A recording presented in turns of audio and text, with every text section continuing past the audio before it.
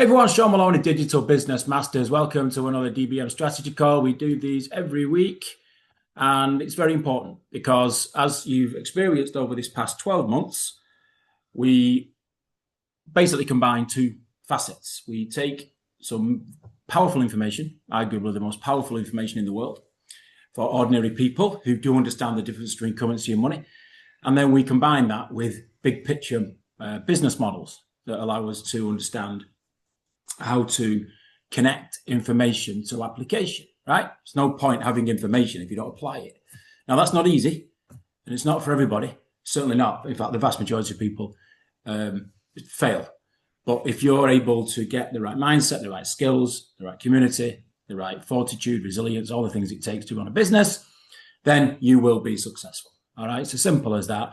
And the beauty of what we have in this day and age is that we can do all that in the peace and tranquility of our own laptops, in our own home offices, wherever you are, to build out a business that most of all is attached to the world's biggest globally connected balance sheet called Bitcoin.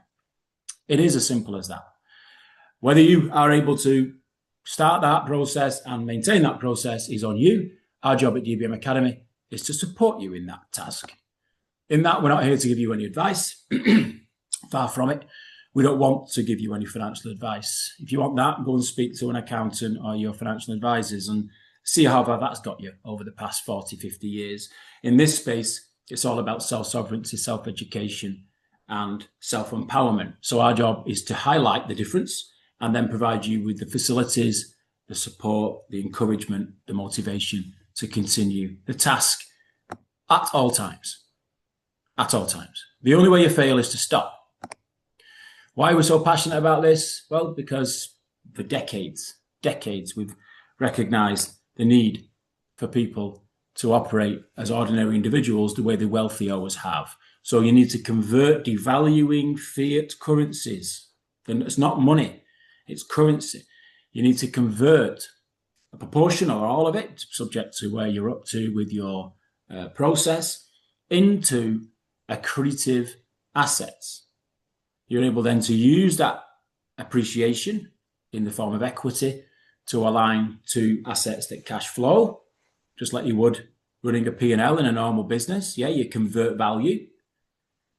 And that gives you then the ability to fund liabilities, not buy them.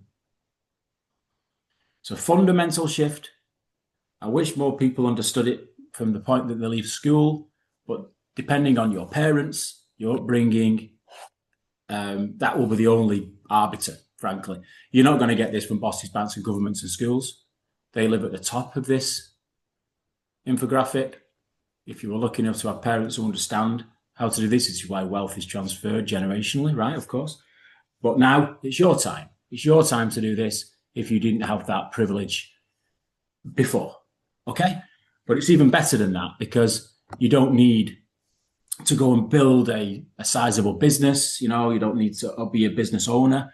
You just need to understand how to be on the right side of the cash flow quadrant and work business systems.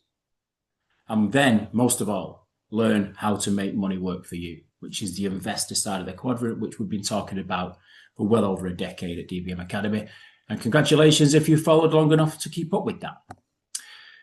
Our business model at this end of what we do at DBM is predominantly based on digital assets. Okay? You can do this model with a multitude of different things, like I say, businesses and other types of stock, etc. But what we've found, the reason we've settled on digital assets over the past 10 years is because of the liquidity, the speed, the leverage, the self-empowerment. You're totally in control yourself. You can go full sovereign. You can lean on other companies. You've got absolute flexibility with digital assets, which is why we're so passionate about them, because we took what we've learned over the past few decades in normal business and simply transposed it onto digital business, hence Digital Business Masters. Now, most of that is led by Bitcoin. For those of you who have accumulated Bitcoin over the last decade, you'll know exactly what I'm talking about. Okay, the average CAGR for Bitcoin over that period of time, over 10 years now, actually 14 years, coming up to 15 years, has been 68%. CAGR. If you don't know what CAGR is, compound annual growth rate, then that's why you need the education and the skills to go into the academy and learn. The whole idea then is to take that dynamo, that monetary energy, and convert a proportion of it, in other words, the cash flow end of it, the equity side, where you can start to capitalize. And we do that in some very special ways, as we'll talk about in part 2 of this call today, to be able then to take de-risk capital into entities that cash flow. Now, it's a very early industry, okay? But the principle of converting balance sheet back into P&L is not new. It's been around, obviously, for as long as business has been around. What we've been figuring out over the past few years in this digital industry is finding the safest, most reliable, most consistent ways we can of applying that same business ethos into this industry. And that isn't easy. No way is that easy. But we've managed to find several ways, and because we've had the resilience to stick with it and maintain the management of our supply base, we enter what are called liquidity events. Okay, and as we'll talk about in part 2, we have a number of those liquidity events facing us as we enter quarter 4, 2025. And they're a mixture of either USDT, and USDC, which is predominantly yield-based. Okay, so we push very hard on yield. That's predominantly in trading and all sorts of fancy things you're able to do these days in the DeFi space. And we also work in what are called altcoins. Alt stands for alternative, which is alternative to Bitcoin. So any coin, and there's millions of them, that is not Bitcoin, is an altcoin. Yeah? But you've got to separate the quality altcoins from what we call the shit coins. Right? And that isn't easy either. There's lots and lots and lots of people out there who will sell you their vision of what they think is possible, just like in the ordinary world, just like banks do. You know, you'll see a lot of advertisements on, certainly in the UK right now, a lot of banks encouraging children again to get involved with them. Right? That should be banned. Right?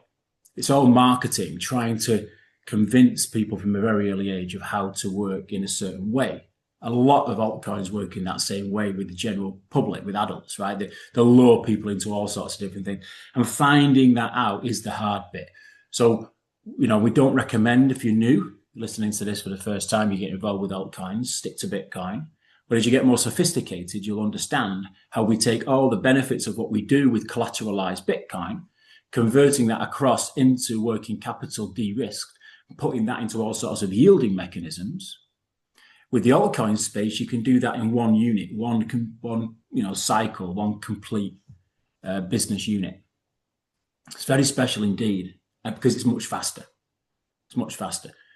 We own the second most expensive, most valuable altcoin asset on the planet. It's actually only beaten by Bitcoin in terms of its price point, and we leverage that perpetually against itself. Yeah, if you want to understand more about that, that's what we're talking about in part 2. So this is the business model at the highest level. All right. In order for you to be able to make any sense of what I've just said in a structural way, you need to start where you're at. Okay. So we have an existing community that are very sophisticated, been working with us a long time, and they're well down this road. Yeah. But even they will say that sometimes you need to go back a little step in order to be able to keep up with the best practice in a very fast moving space. And that's okay. So all we did about 5 years ago, which is a long time in this industry, we're very successful. We're not going anywhere. We've been around since 2020 as an academy, been around much longer as an entity. But the whole idea is to give people a step-stone process so that you move from mindset and skills, which is where the vast majority of people fail. Because just like going to the gym, people will just not do what it takes to put themselves on the front foot, to have the confidence and competence and resilience to then work with the systems, which are the supply base, you know, the multiple different ways that we operate with coins and projects in order to create the cash flow, right? That takes a huge amount of effort, just like getting fit in the gym. So you've got to work really hard at this first phase. And we're here every day of the week to support people through that. That's the job of what we have with the global coach base that we have. And then and only then will you get into consistent income. And it's not a hit and hope. You can't buy success. You can't just put loads of money at something and expect that to be your life done and everything's tick, button press, everything's easy. Of course not. You're running a business. So even when you have got some level of income, and we encourage people to target $1,000 a month, okay, active passive income, even when you've got that, you've really got to work hard to make sure that that grows and scales. And then and only then, if you start it long enough, will you get a balance sheet position that starts to put you on the front foot in terms of changing your life. We used to talk about one Bitcoin. One Bitcoin will give you the ability to be set for life. Now we'll talk about 0.1 Bitcoin. So if you're already in that road and on that way and you've already achieved that and more, many people have got much more than one Bitcoin, then congratulations, you now need to manage that. That's the wealth side, right?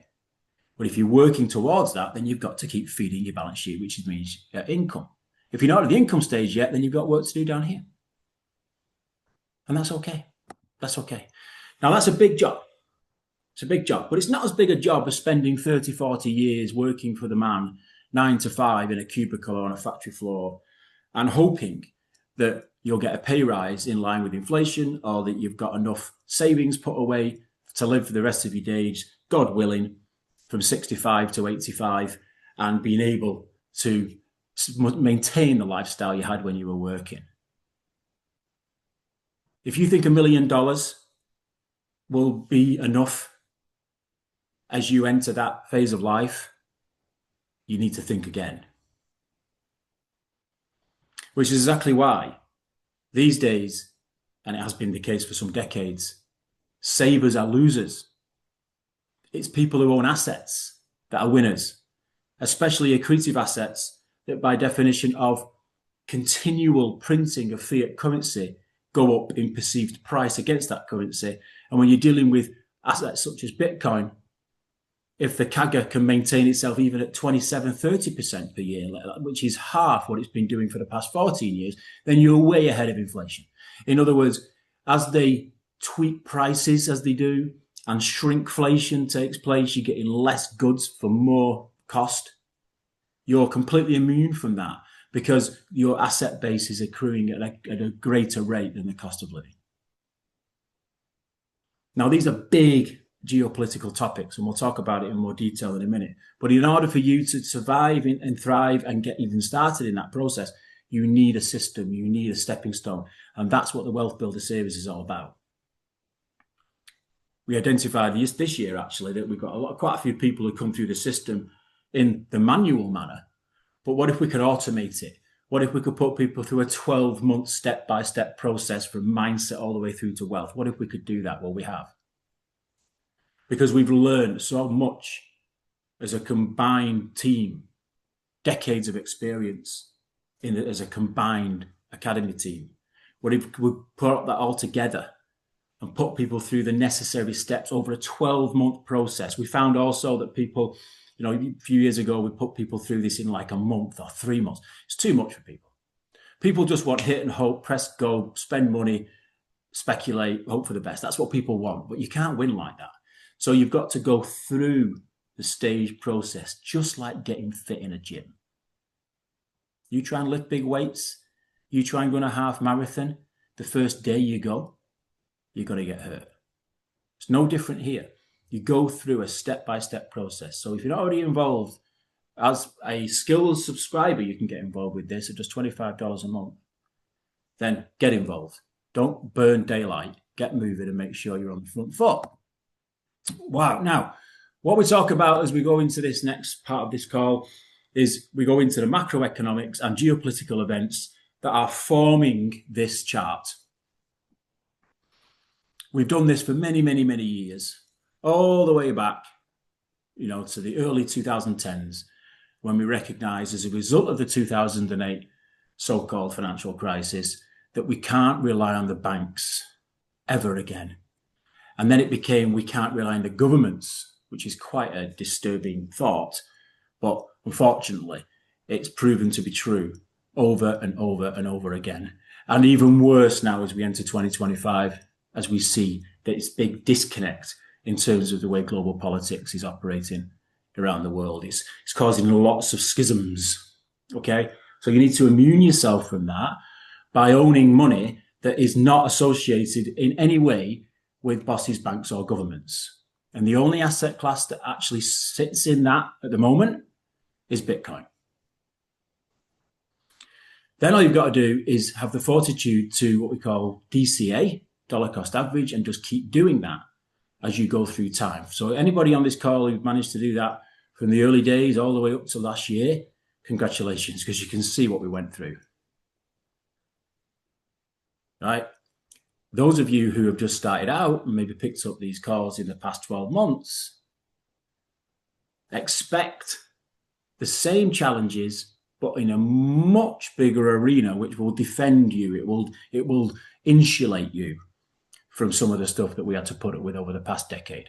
This decade coming is much, much different, which is demarked by this yellow line and has been proven now as we hit all-time highs. In fact, just over the weekend, which is a very rare thing, we hit another all-time high in Bitcoin of $125,500.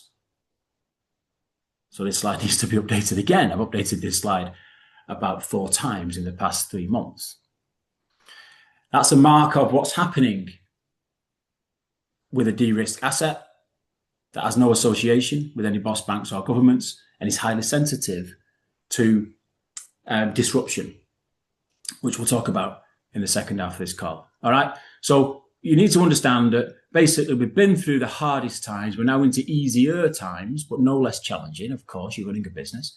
And as we enter now 2030, 2036, which a lot of people have got to focus on now because a lot of certainly the DBM community, a lot of people are entering retirement territory at that point, right? We've still got quite an older set.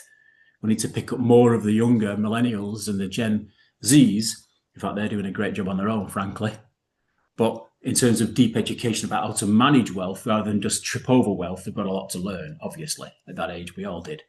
But the whole point is to get moving with regards to understanding that 99% of all Bitcoin that will ever exist will be mined by 2036. So this combined with AI, combined with institutional corporation, investor, regulatory momentum, in other words, tailwinds, puts us right on the front foot, especially if you've managed to accrue 1 Bitcoin over this past 10 years.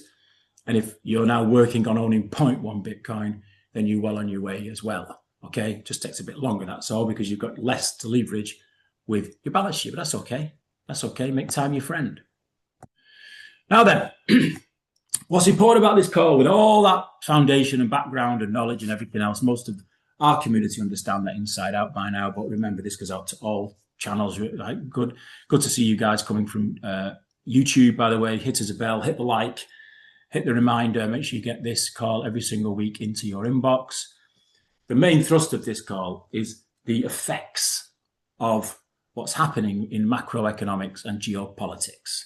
Right? It's not an accident that we accumulate with confidence assets such as Bitcoin, the top altcoins, and some specialized cash flowing altcoins. It's not an accident. We do that because we intrinsically have read and understand and are absolute experts at reading between the lines in macroeconomics and geopolitics. We take less and less notice of mainstream media because it's manipulated. And we take more and more notice of the detail, which thankfully this day and age is a direct result of living in the communications age. So we left the industrial age, some people argue 2008. That's when that ended. And we've been in the communications age ever since. And if you've not taken full advantage of that, then you've not been paying attention. If you're still in the industrial age, waiting for a boss to give you a wage, waiting for overtime, working 2 jobs, hoping that, food prices will come down, you're still in the industrial age. You need to stop being in the industrial age and start being in the communications age, especially as the communications age is going to morph very quickly into the AI age.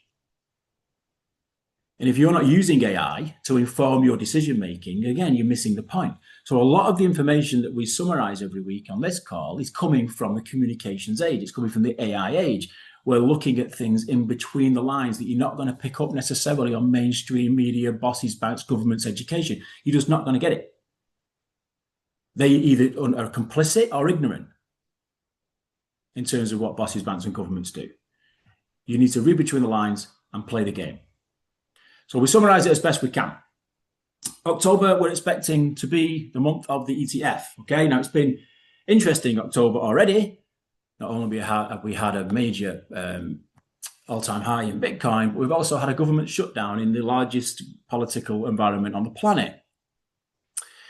You need to read between the lines about why that's happening. Too many people get emotional about it, they go personal on it, and they have all sorts of opinions about one man. That is not the way to approach it. You need to look at the bigger picture about what's going on around that model. So that is what it is. We'll touch a bit more on that on the geopolitical section. But in terms of what it's doing, in terms of what we do, we can see that that is delaying some of the decisions we're looking for when it comes to 16 spot ETF applications that are in the system that can't be pushed through because the government isn't at work. Right? And as we said last time, what you do in those situations is you take that as a benefit because you're able to see the inevitability of the next step, take advantage of the tailwinds, like you're finding the wind when you're sailing, and you use it to accrue. You take it as a blessing. Just like we took a blessing last week when we saw Bitcoin drop to 108 for the reasons that we knew about. And while you can't predict the future, you can certainly design it. And we had a very good idea that Bitcoin would go to an all-time high this week. So what were we doing last week? We were accruing Bitcoin, right? Now, how do we know that? Well, because we understand through the channels what the rhythm is. You won't always get that right, by the way. But if we work together to figure out these different things, and we can have a look at it. Right now, we're looking at 16 spot ETF approvals in the system. So you need to understand what they are, what coins they affect, and it's obvious, and where those ETF applications come from. We've got some big stuff going on in the UK as well this week. Then you've got the more nuanced stuff like Vanguard, considering allowing, which is just arrogance beyond compare. Especially given Vanguard is one of the largest stock owners of Strategy. The very terminology these people use is just outdated, it's arrogant, and it needs to be, it won't ever be stopped by them, but people can vote with their feet, basically, right? So Vanguard considering allowing is disgraceful language, but that's where you're at, okay? But the fact that they are doing it and they can't beat it, join it, means that we just have more momentum coming behind of predominantly Bitcoin. Okay, so we take it as it is. We don't fight these companies anymore. We just observe them with some element of disgust. Tether buys 1 billion in Bitcoin. This happened just last week on the final day of Q3. Okay, more indicators of momentum, etc., which is one of the main indicators that we observe to see that we would see a Bitcoin climb, which is why we're buying Bitcoin at 108. Reports that Ferrari, there's some of this stuff you pick up, but we do validate this through AI. But the whole idea is that some of these topics are quite fun as well. Reports that Ferrari now accepts Ethereum payments in the US and Europe. Okay, so if you're in the market for a Ferrari, we wouldn't recommend ever buying a liability. So it doesn't matter that Ferrari are accepting Ethereum. Never give Ferrari your Ethereum to buy the liability. You fund the liability. SEC clears a path. This is a big one. Investment advisors can now use state-registered public trust companies as qualified custodians for crypto assets. A select group of crypto assets. You need to know which ones they are. The SEC has issued no action letter saying the investment advisors can use state-chartered trust companies as qualified custodians. That's a massive move. We knew this was coming again. We were talking about this a few weeks ago. So again, it's all about momentum. It's all about industry maturing, frankly. Something we've been looking for years. We never thought it would come. It's only because of shift in politics that we've seen it coming so quickly. Okay. And now we have to handle the next phase of that because the politicians don't always have your interests at heart. It doesn't really matter as long as you're self-sovereign. Bloomberg just said that Vanguard are considering BTC, as we said. This is huge demand from customers. So Bloomberg validating what we heard there about Vanguard. So basically what that is. It's hard to ignore BTC's astounding success. There were, these people are arrogant, but anyway, we have to deal with it. BlackRock and Bitcoin ETFs now allow in-kind redemptions, which is the next phase of the world's biggest, the most successful ETF launch ever known, which happened a couple of years ago. These in-kind redemptions are now possible. Institutions can swap ETFs directly for Bitcoin. We knew that was coming as well, right? Hence, we've got this constant bullish nature behind the back of where we stand with Bitcoin at the moment. All right. On that, by the way, there's a podcast. If you go back to the Academy, just click the podcast section, the little microphone in the top right of the website. We did a very detailed overview last week in a podcast of how markets are manipulated by these companies, the BlackRocks, the Vanguards, etc., how they manipulate the market. Now, you cannot lose as long as you do not sell. Okay, but obviously we have lives to lead. We need to do things to get cash flows moving and everything else. So we're constantly under pressure for that type of stuff. But in terms of understanding the rhythm of the way the ETF markets now, and it's only been happening the last couple of years, the way they get that 30-day window to be able to manipulate retail, as has always gone on, by the way, with all pensions and all savings and all stocks. It's always been like that. Okay, certainly our lifetime since the 70s. The whole idea is to understand how that affects Bitcoin, right? The safety is you can't lose unless you sell.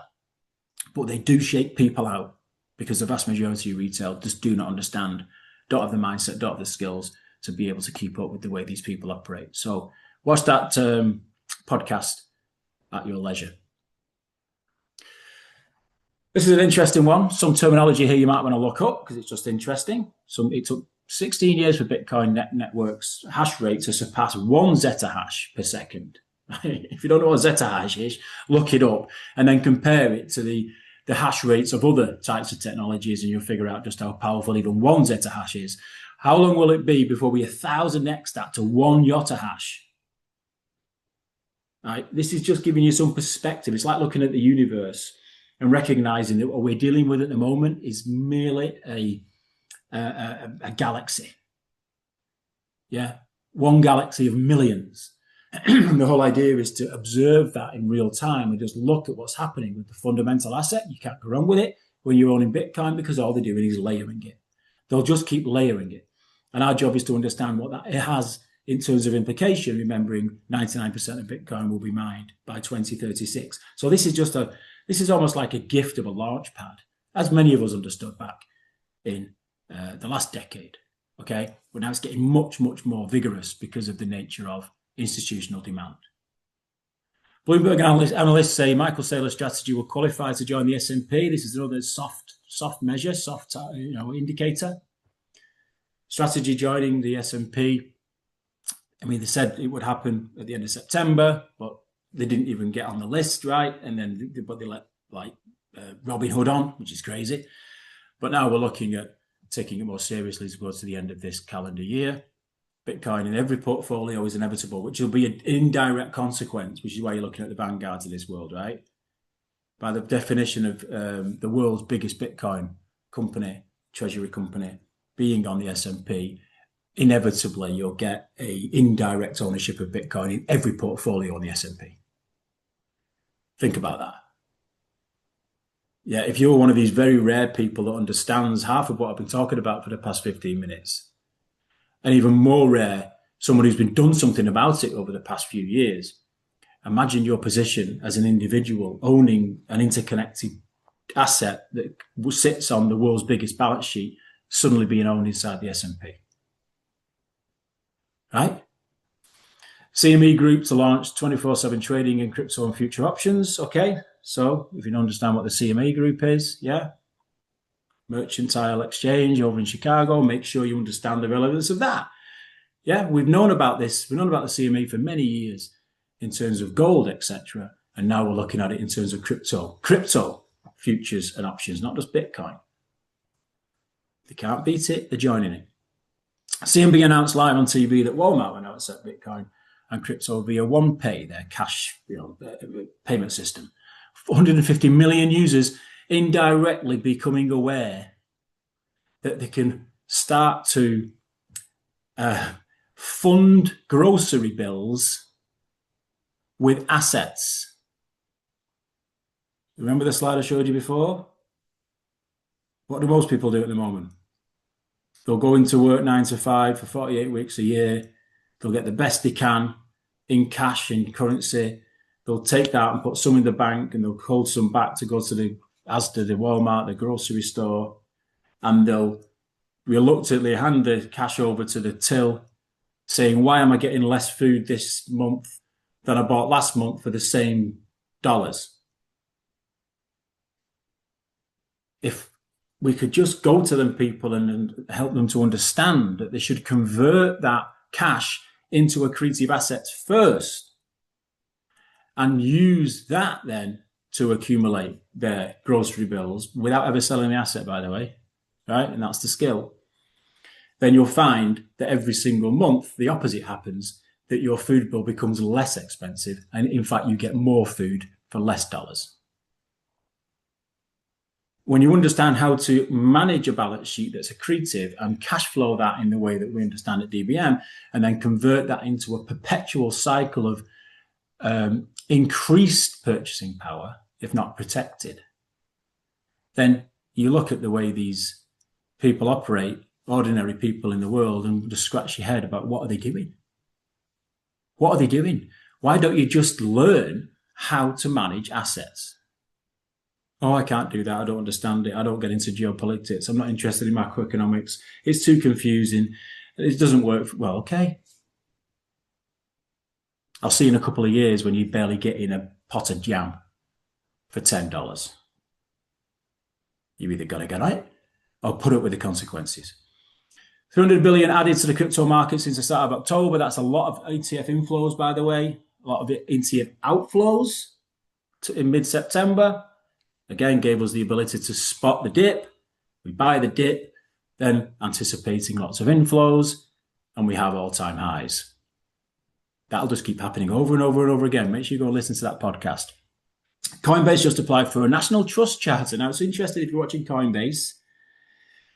The bosses up there in Coinbase, they're very, very vocal at the moment with regards to debanking and the way that you have to be a registered bank in order to provide interest rate rewards to clients the way banks do.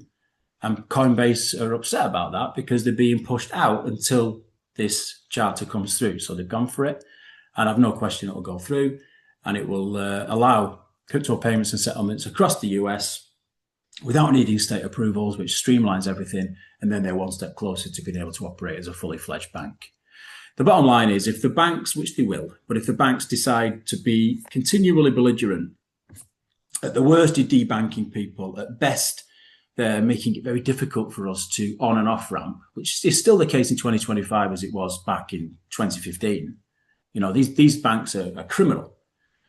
But if they keep doing that, and it's likely, you know, some will and some will just make the maneuver because they understand people are voting with their feet, then a vacuum will get created. It will just get filled by smaller entities such as Coinbase. So what we always say at DBM is always have at least 5 on and off ramps.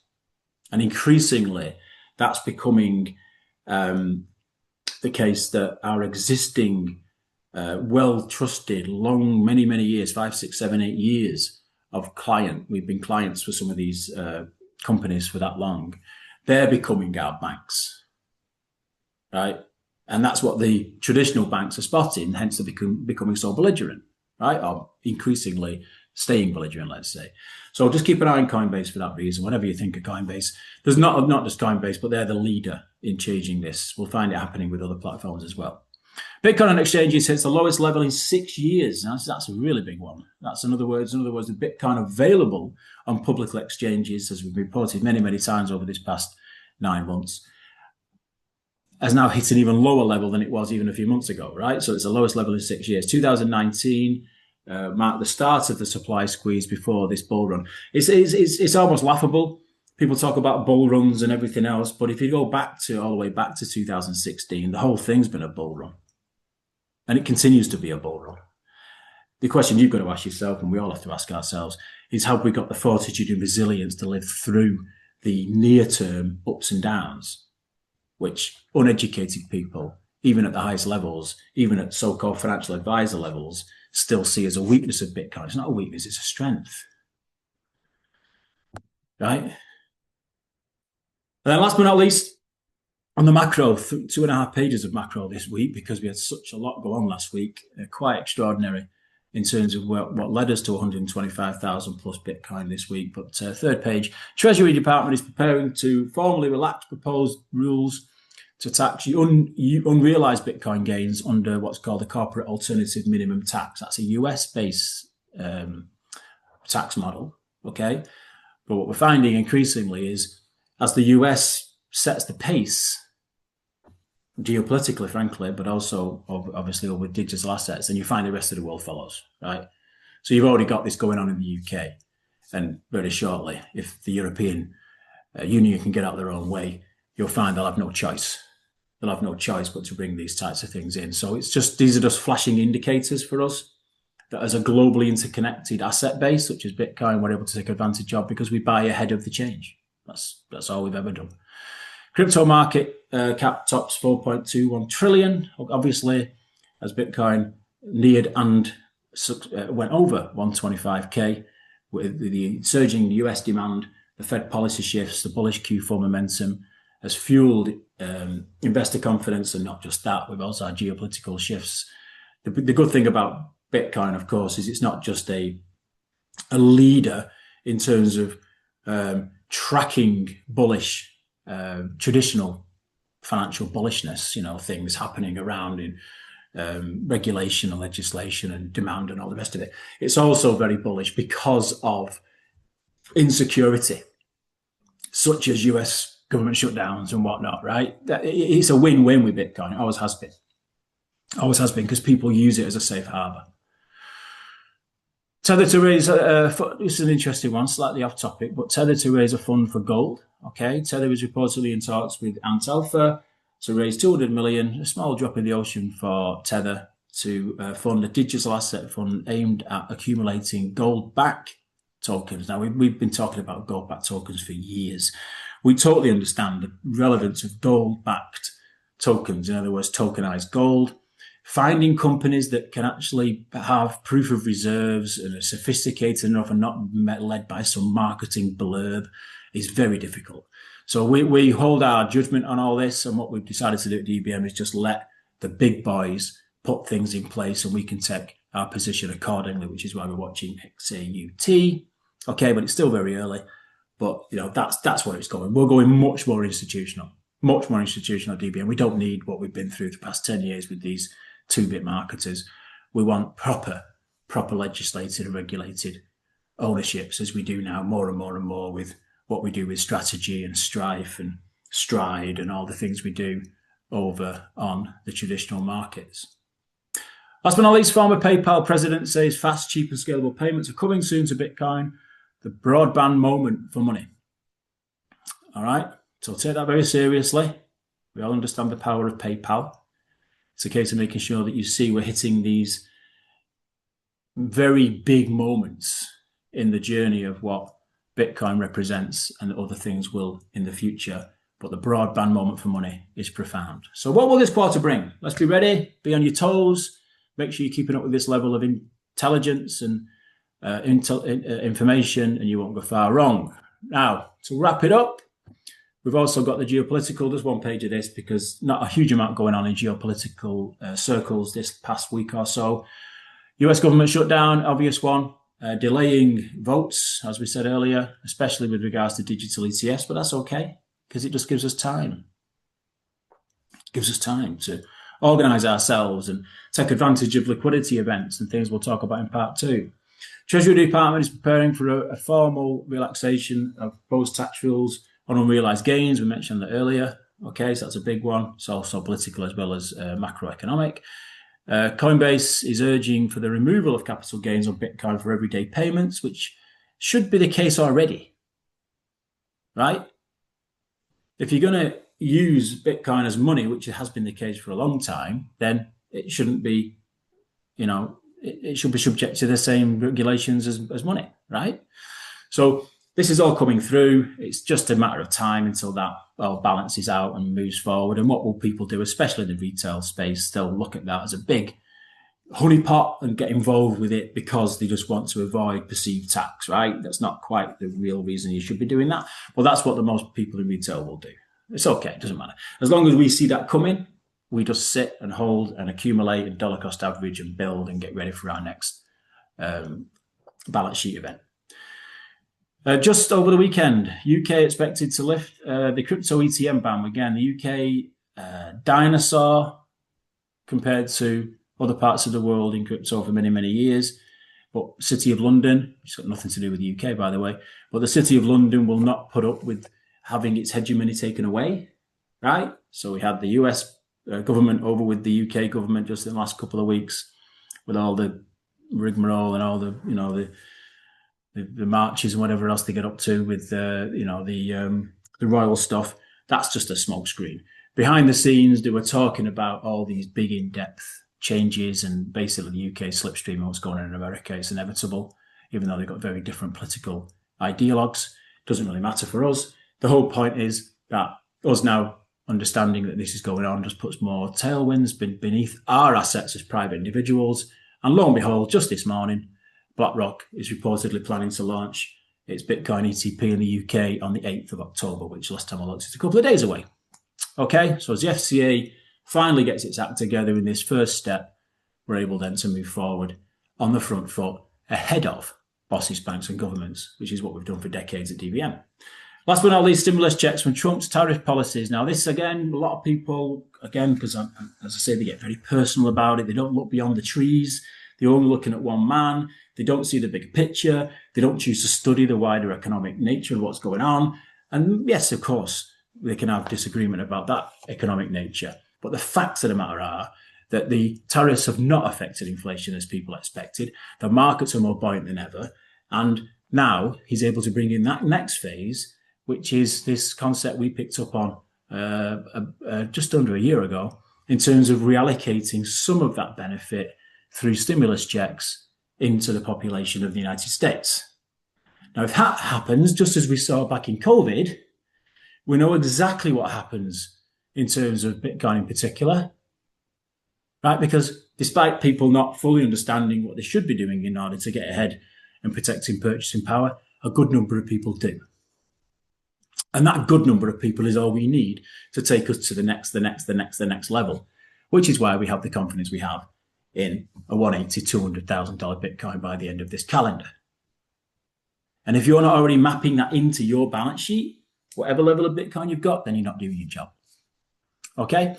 Hence, we talk about what we talk about in the Academy every single day of the week, which is why we have this model. And if you want to get closer to that and interpret some of this high-level information to practical business, then pick your level and we'll see you inside the Academy. We'll look forward to working with you. Take care.